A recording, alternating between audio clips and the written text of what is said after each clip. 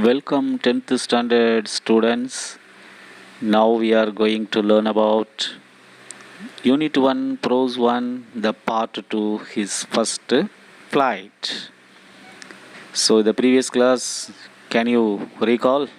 Okay, first let us recall and then go. So இரண்டாவது சாப்டருக்கு உங்களை வரவேற்கிறேன். இதை பாருங்களேன், இதுதான் பிரிங்க்குன்னு அர்த்தம். அந்த யங் சீகல் இருக்குது பிரிங்க்கு. அந்த மதர் பேர்டு வந்து ஃபிஷ்ஷை வச்சுருக்கு. அந்த ஃபிஷ்ஷை வந்து இது ஜம்ப் பண்ணாமல் என்ன செய்யுது, அதிலிருந்தே அந்த மதர் பேர்டிலிருந்து அதை வாங்கிறதுக்கு முயற்சி பண்ணது. Okay, let us continue now. இப்போது ஹா ஹா ஹா he cried begging her to bring him over some food. அந்த ஃபுட்டை வந்து கொண்டு வாங்க பக்கத்துலன்னு சொல்லி கெஞ்சுது யங் சீகல். ஹவுலூலா அப்படின்னு சொல்லி ஏளனமாக she screamed back மாக்கிங்லின்னா கிண்டல் பண்ணுறது. அந்த அம்மா பேர் என்ன செய்யுது, மாக்கிங் கேலி செய்கிறது, கேலியோடு சத்தம் போடுறது, screamed. But he kept calling plaintively. ஆனால் இந்த யங் சீகல் பேர்டு என்ன செய்யுது, பிளைன்டிவிலின்னா ரொம்ப சேட்லி, ரொம்ப சோகமாக கூப்பிடுது. And after a minute or so he uttered a joyful scream. கொஞ்ச நேரம் கழிச்சு என்ன செய்யுது, அந்த பறவை அப்படி சந்தோஷமாக கூப்பிடுது. His mother had picked up the piece of fish and was flying across to him with it. The mother bird picked up the piece, அந்த மீன் துண்டை எடுத்துக்கிட்டு flying across to him with it, குறுக்க அந்த பறவை பறந்து கொண்டே இருந்தது. He leaned out eagerly. அது அப்படியே ரொம்ப ஆர்வத்தோட அந்த யங் சீகல் வந்து அப்படியே எட்டி அதை பிடிக்க பார்க்கறது. Tapping the rock with his feet, தன்னுடைய கால்களை டேப் அப்படி தட்டுது ராக்ல. Trying to get nearer to her as she flew. அது பறக்காமலே போய் என்ன செய்வோம், நம்ம அந்த பேர்டை போய் அம்மாவை ரீச் பண்ணிடுவோம் அப்படின்னு நினைக்கிது. But when she was just opposite to him, அம்மாவுக்கு நேரம் ஆப்போசிட்டில் இருக்கும் பொழுது, abreast of the ledge, அதனுடைய abreast நெஞ்சு பகுதி அந்த லெட்ஜில் உரசுது. she halted, அப்படியே அமைதியாக நின்னது. her legs hanging limp, அதனுடைய கால்கள் தொங்கி கொண்டிருந்தது. her wings motionless, அதனுடைய இறகுகள் செயல்பாடு இல்லாமல் இருந்தது. the piece of fish in her beak almost within reach of his beak. அந்த யங் சீகலோட அந்த பீக் அழகு, இந்த சாப்பிட்ற அழகு இருக்கு இல்லையா, அந்த அழகு அதுக்கு பக்கத்தில் அந்த மீனை போய் பிடிக்கிற அளவில் மிக பக்கத்தில் இருந்தது. He waited a moment in surprise. அந்த யங் சீகல் வந்து ரொம்ப சர்ப்ரைஸ், ஆச்சரியமாக நிற்கிது. wondering why she did not come nearer. அதுக்கு ஆச்சரியமாக இருக்குது, ஏன் நம்ம அம்மா வந்து பக்கத்தில் வந்து கொடுக்க மாட்டேங்கிறாங்க. அண்ட் தென் மேடன்ட் பை ஹங்கர், ஏற்கனவே பசியால் பைத்தியம் பிடிச்சது மாதிரி இருக்குது. He dived at the fish, அந்த மீனை அப்படியே டைவ் அடித்து பிடிக்கலான்னு பார்த்துச்சு. வித் அ லவுட் ஸ்க்ரீம், ஒரு சத்தத்தோட. He fell outwards and downwards into space, அப்புறம் வெளிப்பக்கமாகவும் கீழேயும் அப்படியே அந்த அதாவது புரியுதா, தாவி அதை பிடிக்கும் பொழுது கீழே மேலேயும் விழுகுது. His mother had swooped upwards, அவருடைய மதர் பேர்ட்ஸ் என்ன சொல்லிச்சு, மேலே வா அப்படின்னு சொல்லிச்சு. மேலே அப்படியே ஸ்வீப்டு, மேலே அப்படியே போச்சு. As he passed beneath her, he heard the swish of her wings. அந்த மாதிரி மேலே போகும் பொழுது அதனுடைய இறகுகளிலிருந்து ஒரு சத்தம் வருவது தெரிந்தது. அந்த பறவை பறக்கிறதுக்கு முயற்சி பண்ணும்போது என்ன கிடைக்கும், சத்தம் ஒரு வருது, அந்த இறகுக்குள்ளே இருந்து வருது. He was not falling headlong now. இப்பொழுது என்ன ஆயிடுச்சு, கொஞ்சம் பறக்க ஆரம்பிச்சிச்சா. He was not falling headlong now. ஹெட்லாங்னா தலை குப்புற விழுகிறது அப்படின்னு அர்த்தம். இப்போ விழுகலை. He was soaring gradually. கொஞ்சமாக மேலே பறந்தது. soaringனா ரைசிங், கொஞ்சமாக மேலே பறந்தது. downwards and outwards, கீழே பறந்தது அப்புறம் மேலே பறந்தது. இந்த மாதிரி லிட்டில் பை லிட்டில் பறக்க ஆரம்பிச்சது. He was no longer afraid. இப்போ கொஞ்சம் பயம் இல்லை. He just felt a bit dizzy. ஆனால் என்ன ஆச்சுன்னு கேட்டிங்கன்னா, he felt a bit dizzy அப்படின்னு சொன்னால் மயக்கமாக, ஒரு லிட்டில் மயக்கமாக இருந்தது. Then he flapped his wings, தன்னுடைய இறகுகளை மேலுக்கீழுமாக அசைத்தது. Once and he soared upwards, அது அசைக்க அப்படியே மேலே பறந்து செல்ல ஆரம்பித்தது. He uttered a joyous scream and flapped them again. மேலே பறக்கும் பொழுது எட்டோடுன்னா சினானிம்ஸில் கால்டு அப்படின்னு பொருள் உண்டு. எ ஜாயஸ் ஸ்க்ரீம், ஒரு சந்தோஷமாக ஒரு குரல் எழுப்பிச்சு. அண்ட் ஃப்ளாப்டு தம் அகைன், தன்னுடைய இறகுகளை மறுபடியும் அடிச்சிச்சு. ஹீ சோர்டு ஹையர், இப்பொழுது மேலே பறக்க ஆரம்பித்தது. He raised his breast and banquet against the wind, தன்னுடைய பிரஸ்டில் இருந்து அழுத்தி அப்படியே காற்றுக்கு நேரம் ஆப்போசிட்டாக அது பறக்க ஆரம்பிச்சது. இப்போ பாருங்கள் அந்த பேர்டோட சந்தோஷத்தை. ஹா ஹா ஹா ஹா ஹா ஹா ஹவுலா ஹீஸ் மதர் ஸ்வீப்டு பாஸ்ட் ஹிம். அப்படியே அவங்கள மதர் பேர்டு வந்து இதை மோட்டிவேட் பண்ணுது.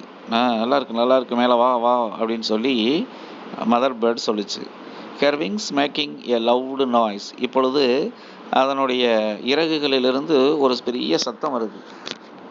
அந்த பறவைகள் பறக்கும் பொழுது ஏற்படும் இல்லையா, அந்த சத்தம் கேட்குது. He answered her with another scream, மறுபடியும் இன்னொரு தடவை சத்தம் போடுது. Then his father flew over him screaming. அதற்கப்புறம் அவங்க அப்பா பறவையும் பக்கத்தில் வந்து அப்படியே சத்தம் போடுச்சு. Then he saw his two brothers and sisters flying around him. பக்கத்தில் பார்த்தா அவங்களுடைய பிரதர் சிஸ்டர் பேர்டெல்லாம் அதையை சுற்றி பறந்துட்டுருக்கு.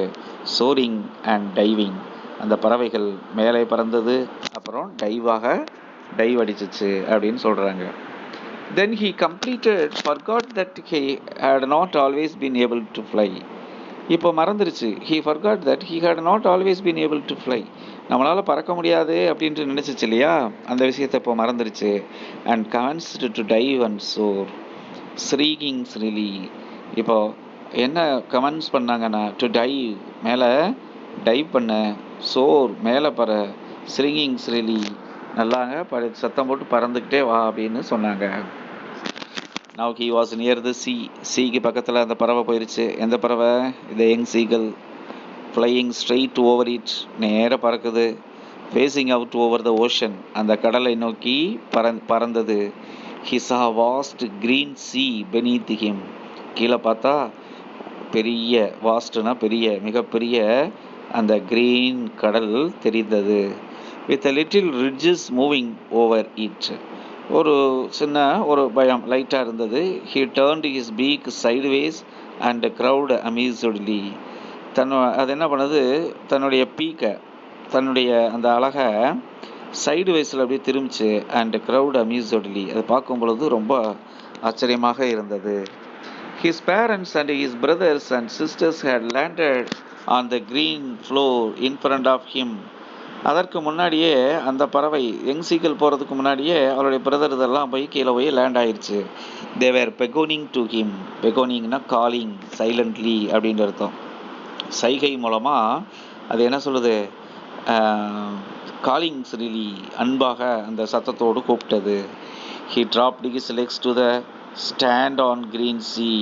இப்போ அந்த பறவை என்ன செய்யுது, தன்னுடைய காலை அந்த green sea மேலே லேசாக வைக்குது. his legs sank into it. அதனுடைய கால்கள் அந்த கடலில் என்ன தண்ணி மேலே மிதந்தது. he screamed with fright. கொஞ்சம் பயத்தோடு கத்துச்சு. and attempted to rise again. மேலே பறப்பதற்கு முயற்சி செய்தது. flapping his wings. தன்னுடைய இறகை விரித்து ஃப்ளாப் ஆச்சு, மேலுங்கேலும் மாட்டியது. But he was tried and weak with hunger.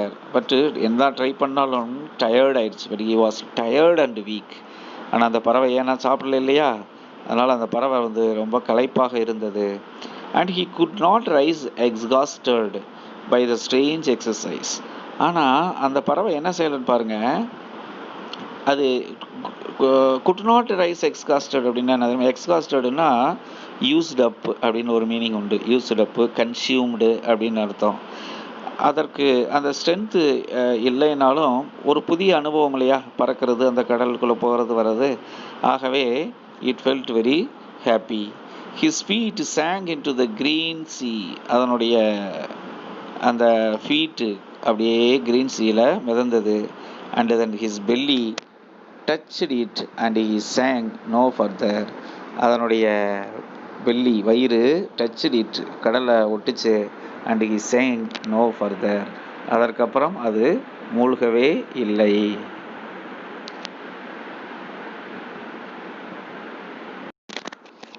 He was floating on it. இப்பொழுது அந்த பறவை அந்த கடல்ல மிதந்துட்டு இருக்கு. And around him his family was screaming, praise him. அவற்றை சுற்றி அவனுடைய ஃபேமிலி, அப்பா அம்மா, பிரதர்ஸ் அண்ட் சிஸ்டர், பறவைகள் எல்லாம் praising him, பாராட்டுது. And their beaks were offering him scraps of dogfish. அதனுடைய அழகு இப்போ ஸ்கிராப்ஸ் ஆஃப் டாக்ஃபிஷ் அப்படின்னு சொல்லக்கூடிய ஒரு வகையான மீனை பிடிச்சு சாப்பிட ஆரம்பிச்சிருச்சு. He had made his first flight. இது தன்னுடைய முதல் பறக்கும் திறனை உருவாக்கியது. ஓகே, இப்போ வந்து நம்ம அபவுட் ஆத்தர் பார்க்கலாம். லியாம் ஓ ஃப்ளாகட்டி. இவர் வந்து ஒரு ஐரிஷ் நாவலிஸ்ட். நிறைய ஷார்ட் ஸ்டோரி எழுதியிருக்கிறாரு. நிறைய ஐரிஷ் லிட்டரசி, ரெனைசன்ஸ், திருப்புமுனை, என்ன சொல்கிறது, திருப்புமுனைன்னு கேள்விப்பட்டிருப்பீங்க, சீர்திருத்தத்தை பற்றி நிறைய எழுதியிருக்கிறாரு. இவர் வந்து ஒரு member of communist party in அயர்லாண்டில் இருக்கிற கம்யூனிஸ்ட் பார்ட்டியில் கட்சியில் ஒரு உறுப்பினராக இருந்திருக்கிறார். ஒரு நல்ல ஸ்பீக்கர். இவர் வந்து நிறைய இங்கிலீஷ் ஸ்டோரிஸ், ஷார்ட் ஸ்டோரிஸ் எழுதியிருக்கிறாரு. ஐரிஷ் ஸ்டோரிஸ் எழுதியிருக்கிறாரு. He spend most of his time, நிறைய டைம் வந்து பார்த்திங்கன்னா ட்ராவலிங்லேயே டைம் பண்ணியிருக்கிறாரு. And lived comfortably and quickly outside the spotlight. மிக வசதியாக அமைதியாக தன்னுடைய வாழ்க்கையை கவனித்தார். இப்போ வந்து க்ளோசரி பாருங்கள். ledge, a narrow shelf that just cut from the vertical surface. So the seagull was in the ledge. இல்லையா? ஸ்ரிலி, அடிக்கடி இந்த வேர்டு நிறையா வந்தது பார்த்தீங்க. Producing a high pitched and piercing voice or sound, ஒரு சத்தத்தை எழுப்புவது. ஹெரிங் அப்படிங்கிறது ஒரு long silver fish that swims in large groups in sea. Herring என்பது ஒரு சில்வர் ஃபிஷ்ன்னு சொல்கிறாங்க, வெள்ளி ஃபிஷ்ஷு. இது வந்து கடலில் வந்து பார்த்திங்கன்னா கூட்டம் கூட்டமாக இருக்கும். Devour, to eat something eagerly, விருப்பத்தோடு சாப்பிட்றது தான் நாம் டிவோருங்கிறோம். And in large amount so that nothing is left. ஸ்வாலோன்னு சொல்லலாம், விழுங்குறது, அப்படியே மெல்லாமல் அப்படியே விழுங்குறது. கேக்கிள் அப்படிங்கிறது ஒரு வகையான நாய்ஸ், ஒரு ஷார்ப்பு புரோக்கன் நாய்ஸ் அப்படின்னு சொல்லுவாங்க. அதாவது கிளியராக இல்லாமல் broken noise. Cry of a hen, goose, இதோடைய சத்தமெல்லாம் கேக்கிள் அப்படின்னு சொல்லுவாங்க. மேக்ரல் நான் சொல்லியிருந்தேன். மேக்ரல்ங்கிறது ஒரு sea fish with a strong taste, often used as food. So இதோட டெய்லை தான் என்ன பண்ணுது, உணவு இல்லாமல் அந்த யங் சீகல் வந்து அதை சாப்பிட்டுச்சு அப்படின்னு கூட நான் சொல்லியிருப்பேன். நவுனா பைட் ஆர் சீவ் சம்திங் ரிபீட்லி, ஒரு திருப்பி அதைவே சாப்பிட்டுக்கிட்டு மென்னுக்கிட்டு அசைப்போடுன்னு சொல்லுவோம் இல்லையா, அதான் நாவுங்கிறது. ட்ரோட் அப்படின்னு சொன்னால் ஒரு மாடரேட் பேஸில் ஷார்ட் ஸ்டெப்ஸ், ஒரே ஸ்பீடாக ஓடிட்டுருக்கிறது. பெர்சிபி அப்படிங்கிறது very steep side of a cliff for a mountain, நல்ல நீளமாக உயரமாக இருக்கக்கூடிய ஒரு கிளிஃபை தான் நம்ம பிரிசிபீஸ் அப்படின்னு சொல்கிறோம். வெட், டு ஷார்பன், அந்த மதர் பேர்டு வந்து தன்னுடைய உணவை சாப்பிடும்போது தன்னுடைய பீக்கை என்ன பண்ணுச்சு, அந்த பீக்கை கீழே வச்சு அப்படியே உரசிச்சு, to sharpen. Preening, cleaning feathers with beak, யார் பண்ணிகிட்டு இருந்துச்சு, ப்ரீனிங், கிளீனிங். தன்னுடைய ஃபாதர் பேர்டு என்ன செஞ்சிச்சு, it was cleaning his feathers with a beak. பிளைன்டிவ்லின்னு சொன்னேன். சேர்ட்லி, இது அம்மா பறவை அந்த உணவு கிழிச்சிக்கிட்டு இருக்கும் பொழுது அதை வாங்கிறதுக்காக இது வந்து ரொம்ப it gave sound like a plaintively, சோகமாக.